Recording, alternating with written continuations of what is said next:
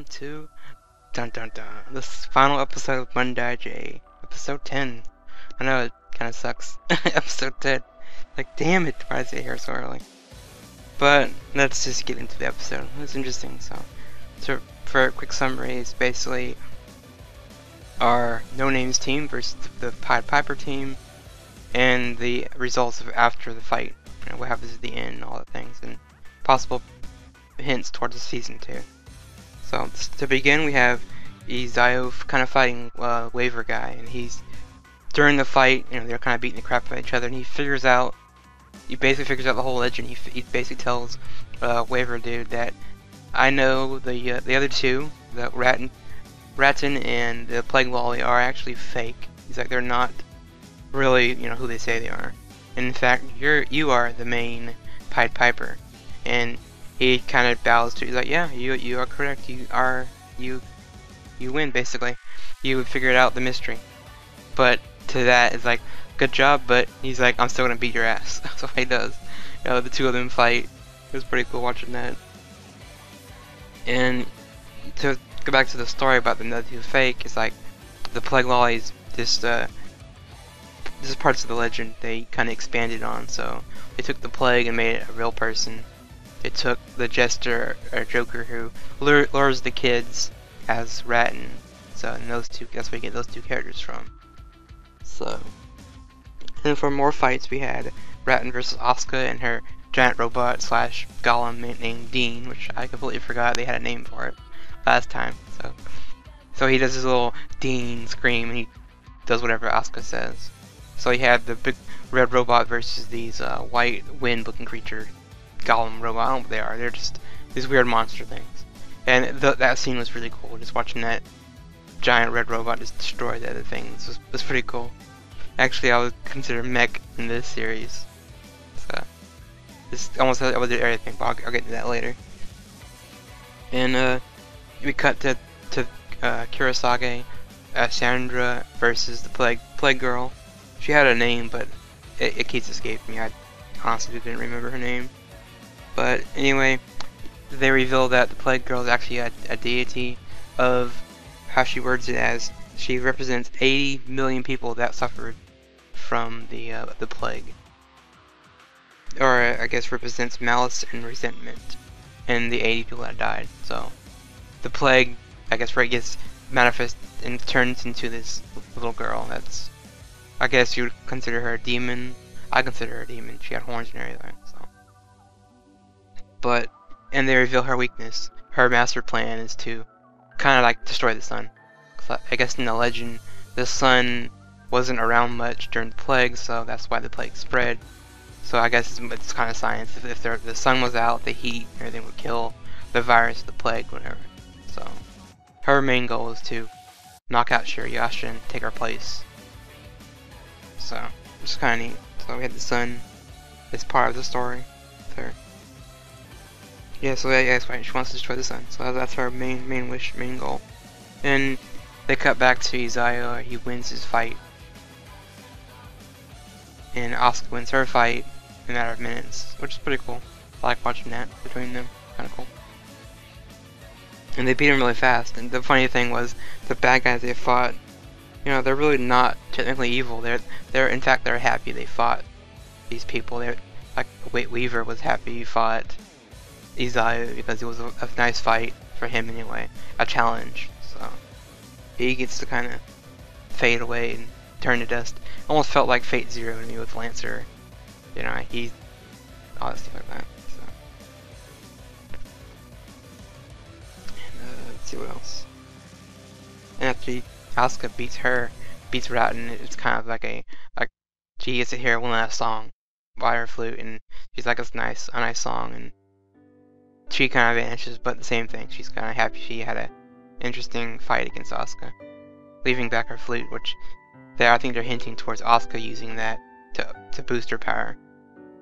Maybe, but they did reveal that Waver was technically the leader, so he was the one in control of the flute. So, but who knows, maybe they can use that. So yeah, with those two defeated, Izayo and Asuka kind of join Kurosage and Sandra, and they fight the Plague Lolly for a bit. But it's mostly Izayo kind of like fighting her to keep her distracted while Kurosage sets up this massive trap. It's kind of cool I did that. And they reveal that Kurosage kind of makes the comment that she's gonna send the Plague Girl to the moon. Like, I'm sending you to the moon. Like, don't judge the rabbit because, you know, just because we're not the sun or whatever. So they actually teleport to the moon, which is kind of weird, kind of random. But during that, they figured out, well, if we teleport somewhere far, she can't use the city that gives her a boost in power, like a buff. So basically, they take away her buffs, and they kind of own her face with Asuka, plus her robot Dean, plus the big lance we saw earlier in the series with Kurosage, which that's what they use. They use this giant lance, and Kurosage, or not Kurosage, the Plague Wall is like, you expect me not to get hit by that? I can dodge it easily. And before she gets ready to move, Sandra does like this like lock target thing. She locks her down with these fire rings, and she can't move. So the big lance goes through, the Plague Girl defeats her in one shot, and all is saved. The plague goes away, the city returns to normal, and all that stuff like that. Which is kind of cool, I like that. But near the end, after the fight, Izayo kind of pops up in Sandra's brother's room and finds out he was kind of in on the whole Pied Piper thing. So he's kind of like, I won't tell anyone. I'm not gonna tell your sister because she'll probably get mad at you. In return, that when we need your help, you come, no questions asked, and help us. If in a later fight. So I guess it's hinting towards, hey, better be back. And with that, we have a little bit like they're trying to restore the community still, the no names. They're doing a bit of farming, cleaning up, whatever you want to call it. And while they're doing that, everybody's kind of happy, having a good time. Kurosage says something to Izayo like, "Come help, we need your help over here." And he's kind of like, "Oh, okay, fine, I'll help." But before they do that, he looks to the sky and sees this envelope fall from the sky. So I'm wondering if it's hinting towards, obviously, it has to be another season. I mean, they ended it kind of like, oh, another community might be challenging you, or more people are coming to them, or who knows, maybe it's a message from his world, for all we know. It'd be kind of funny if it was. And the only question I have to ask that, when's season 2, you know, when? When are we gonna see these characters return? And since this is a final episode, I will do a mini short rundown of stuff I like from this series. You know, I don't usually give a letter score, but I'll give a score at the final end, like a Mal score. So I'm gonna break it down to like characters, my favorite characters. I have a list of like 5 that I really enjoyed. For me, it would be number 1 is Shirayasha. Even though I know she didn't do a whole lot in the series, I think watching her interact with Izayo and Kurosage every week was just easily the highlight. I mean, when they introduced her in episode, I think 2 or 3, I was just like, oh, that's my favorite character. Not because of, you know, she's a little kid. I mean, it's mostly because of her voice actor. For me, I'm a big Railgun fan, so hearing Kuro again in this, you know, was pretty cool. So she'd be my number 1 because she was crazy and always perverted. So even when there are serious times, she would sneak in a little side joke here and there. For number 2 would be Kurosage. You know, every week when I first saw her, heard her talk, I was drawn in because it was just coming fresh off of Core Zombie Season 2. She was the little, you know, magical girl in that series. So, you know, that kept me coming back, and her voice again. For me, the biggest draw for most animes, their voice actors. If you have certain characters that they're known for certain roles, or certain people known for certain roles, they just stick out. You know, they kind of make every episode fun just to hear how they do different things. And coming in third would be Yu, or Kasuke, the animal girl. You know, for me, I think she did most of the fighting in the series. You know, every other fight she got hurt, so I think she took the most damage, or was it the most injured, I would say. Her power is cool, yeah, and I mean, I'm just seeing how when they expand on that power. What other animals she have that she hasn't really got shown off, things like that. And number 4 will be Izayo. Yes, he is still overpowered. I can still say that right now. But what surprised me with his character is he's just smart. He knows his stuff. Even though it's like legends and fables and stuff like that, that really, if you think about it, it's not that important. But I guess in the Mondaiji universe, I guess it comes in handy. And the other thing, side note, mentioned, he didn't steal the spotlight. That's what I like about this character.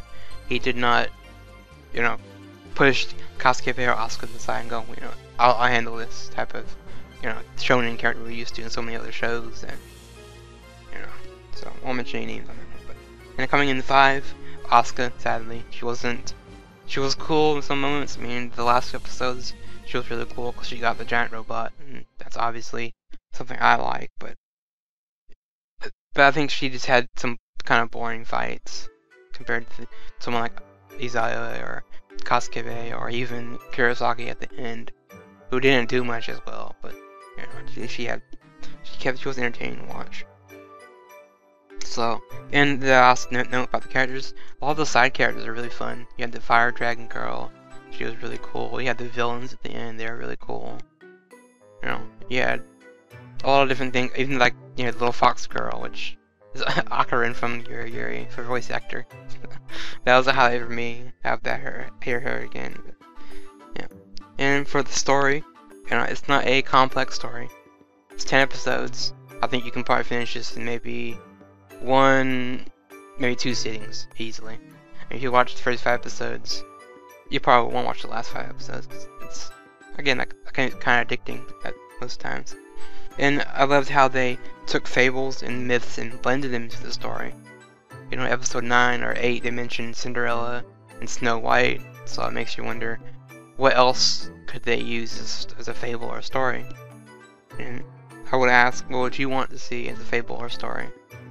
Is there a fable that you like that would be really cool in this universe? I don't know.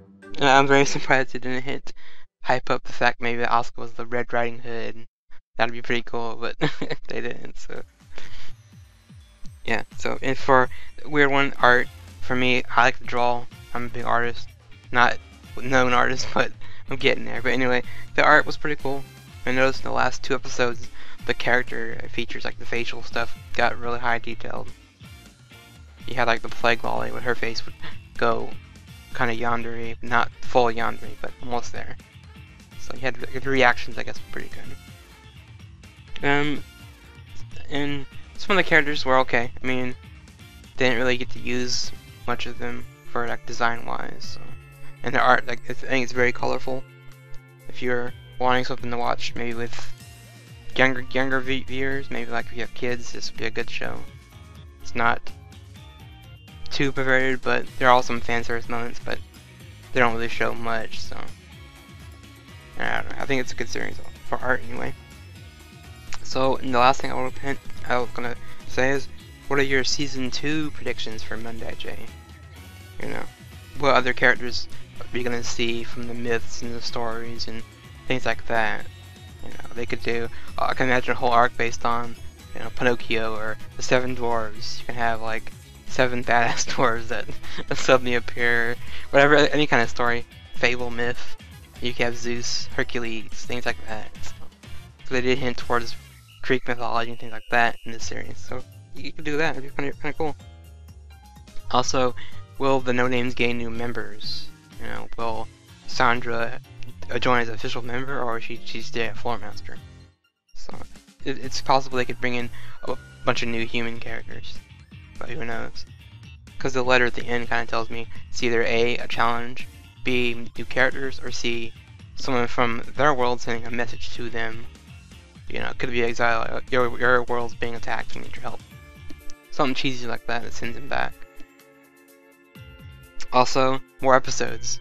Maybe season 2 will have 12 episodes, or who knows, maybe 24 if we're lucky. But we'll see. I don't know much about the light novel or how much the content is for that. And, you know, Kurosaki mentioned other rabbits. Will we see them in season 2? You know, I could imagine seeing like the other ones, maybe they have other personalities. I could imagine like a tsundere rabbit. And the other thing I would like to see, maybe Shirayasha fight next time. She didn't need to fight this time, which I want to see how powerful she really is.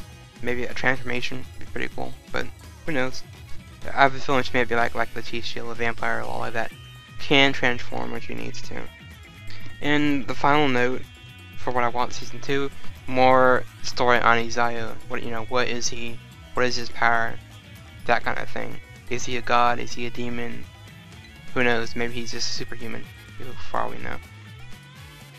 And I would also mention the opening and ending. They are my favorite this season. Especially the ending when they finally revealed it was just like, oh my god, this ending. It's fun to watch the little chibi forms dance and everything. And the opening, it reminds me a little bit of a mixture of like Koro Zombie, both those seasons, and maybe something like Yumika and Mary, which had like a rock type opening, like a rock rift and everything in there. It's kind of cool. So my final score of a mouse score, which is out of 10, I'll probably give the series an 8. So maybe I would get a 9 if maybe they revealed Izayo's power or had more episodes to work with. So yeah, definitely gets an 8 out of 10 for me. And overall, I had a very good time with this series. It's a good experiment to run these little video reviews on, and I'm glad people stuck with me on these. It's a new format. Most people probably didn't want this, but yeah, I wanted to try something new. And with something like Mondaiji, who only has 10 episodes, is probably the best series to experiment with. So, anyway, see you next time. Maybe season 2 if we get another one. Until then, peace out.